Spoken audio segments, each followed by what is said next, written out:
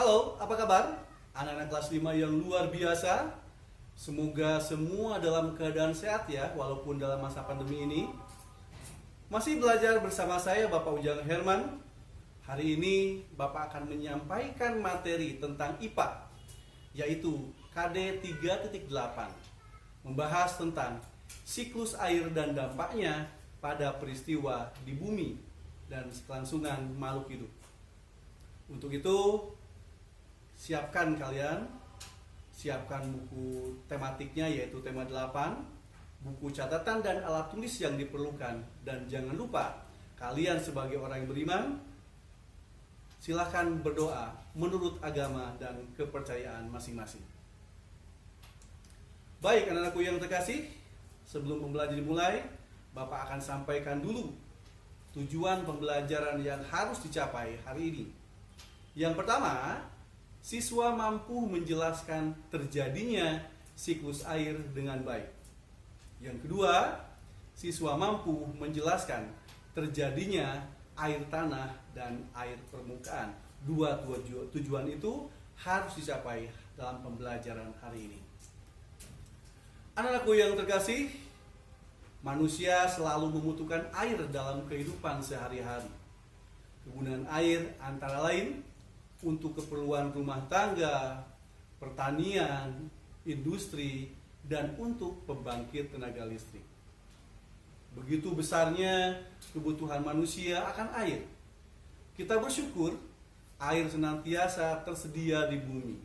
Oleh karena itu, manusia seharusnya bersyukur kepada Tuhan, Sang Pencipta alam semesta ini. Nah, pertanyaannya, mengapa air selalu tersedia di bumi? Oke, kita jelaskan. Air selalu tersedia di bumi karena air mengalami siklus atau perputaran. Ya, siklus air ini merupakan sirkulasi atau perputaran air secara terus-menerus dari bumi ke atmosfer, lalu kembali lagi ke bumi. Nah, siklus air ini terjadi melalui proses penguapan, pengendapan, dan pengembunan.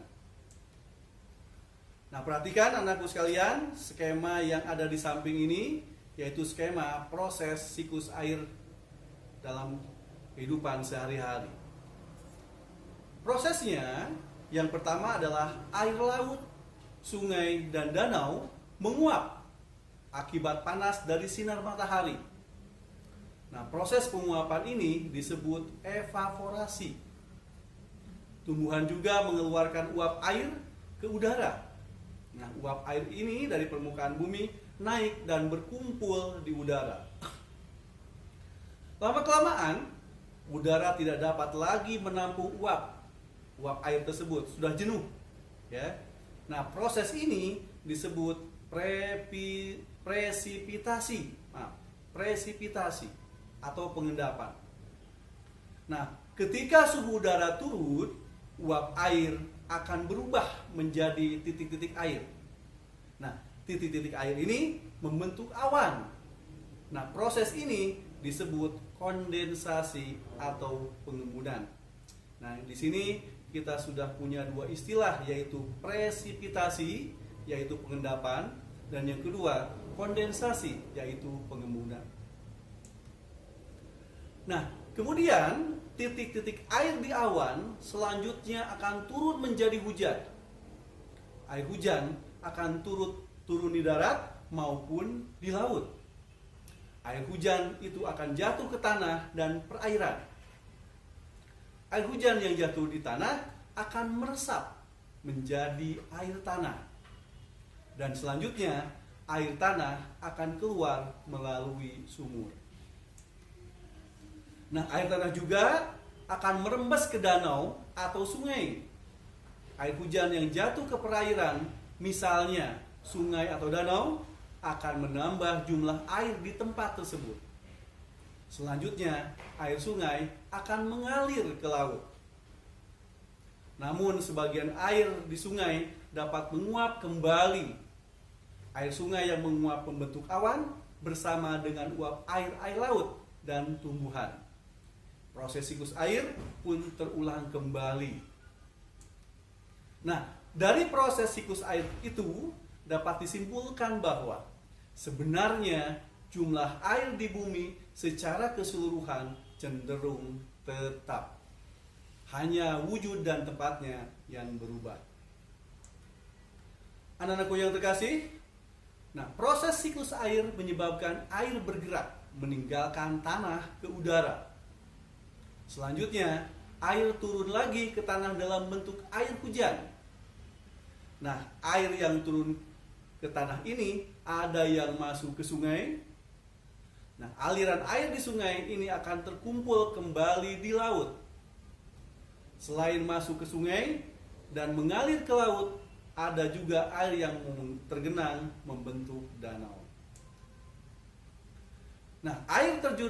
Air yang turun ke tanah ada yang masuk dan bergerak di dalam tanah melalui celah-celah dan pori-pori tanah serta batuan. Air yang masuk ke dalam tanah ini kemudian menjadi air cadangan atau yang kita sebut sumber air. Anakku yang terkasih, air cadangan akan selalu ada apabila daerah peresapan air selalu tersedia.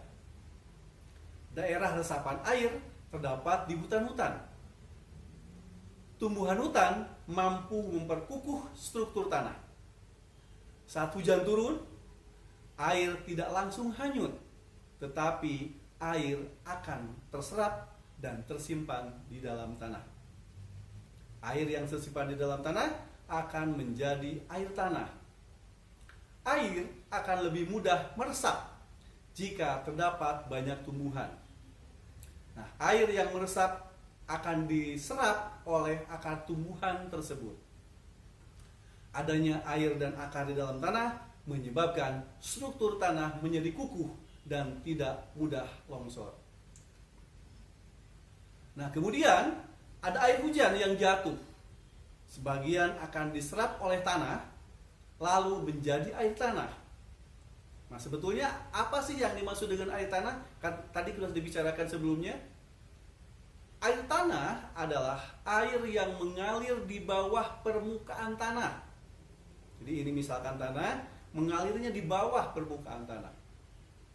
Air ini biasanya lebih jernih dan bersih karena sudah tersaring oleh lapisan tanah dan akar tumbuhan. Untuk mendapatkan air tanah, manusia membuat sumur dengan cara menggali lubang atau sekarang dengan yang lebih canggih dengan dibor. Air hujan yang tidak terserap oleh tanah, ini kebalikan dari yang tadi, akan terus mengalir di permukaan, bukan di bawah permukaan. Lalu air itu menuju tempat yang lebih rendah sesuai dengan sifat air, seperti sungai, danau, dan laut. Sekarang kita bisa simpulkan apa sih air permukaan tersebut? Air permukaan adalah air hujan yang tidak dapat diserap oleh tanah, tetapi diserap oleh permukaan tanah, sehingga mengalir di atas permukaan tanah dan kemudian menguap kembali. Air ini biasanya lebih kotor karena mengandung lumpur.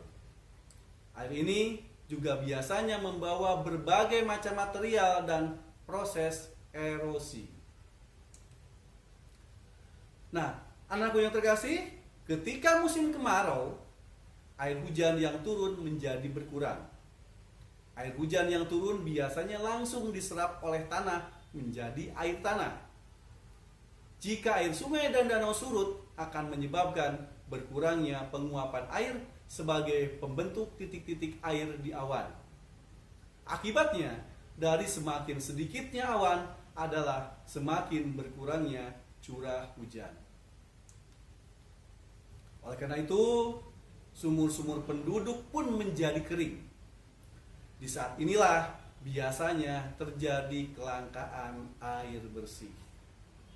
Jika kelangkaan air bersih terjadi dalam waktu yang panjang, bencana kekeringan akan terjadi.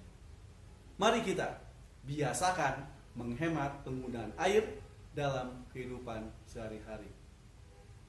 Anak-anak Generasi, demikianlah pembelajaran kali ini. Semoga dapat bermanfaat buat kalian. Terima kasih atas perhatiannya. Mohon maaf apabila ada kekurangan dan kesalahan. Selamat belajar dan tetap semangat.